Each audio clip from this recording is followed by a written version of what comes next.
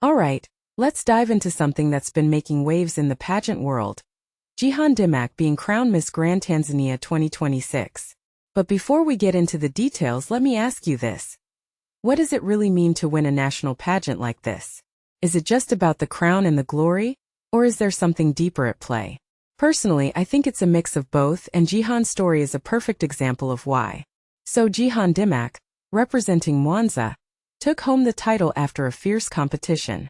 What makes this really interesting is how she stood out from the beginning. Pageant followers had their eyes on her, and it's not hard to see why.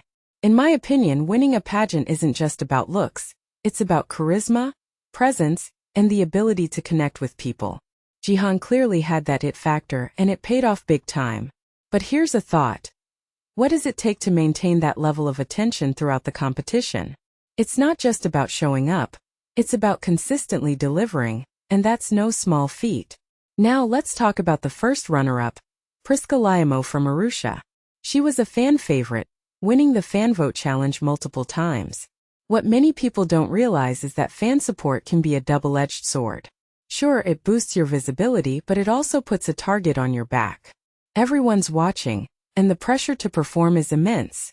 Prisca handled it like a pro, and that says a lot about her resilience. If you take a step back and think about it, these competitions aren't just about who wins, they're about who can handle the spotlight, both the good and the bad. Jihan's victory also marks Tanzania's growing presence in the Miss Grand International competition. Last year, Beatrice Alex finished as the 5th runner-up, the country's strongest placement to date. This raises a deeper question. What does it mean for a country to make its mark on the international stage? It's not just about the title.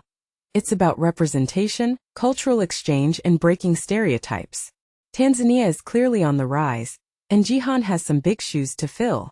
But here's the thing, she's not just representing herself, she's representing an entire nation. That's a responsibility that goes far beyond the crown. A detail I find fascinating is that the international competition will take place in India later this year. Why does this matter? Because it's not just about the pageant, it's about the cultural context. India has a rich history of pageantry, and hosting the event adds a layer of complexity.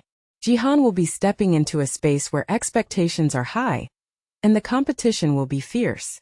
What this really suggests is that her preparation won't just be about perfecting her walk or her answers. It'll be about understanding the global stage she's stepping onto. So, what's my takeaway from all of this? Winning a pageant like Miss Grand Tanzania isn't just a personal achievement. It's a stepping stone into a much larger world. Jihan Dimack has the title now, but the real work is just beginning.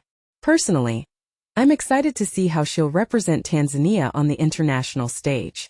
It's not just about the crown, it's about the impact she'll make. And that, my friends, is what makes this story so compelling. What do you think? Let me know in the comments below.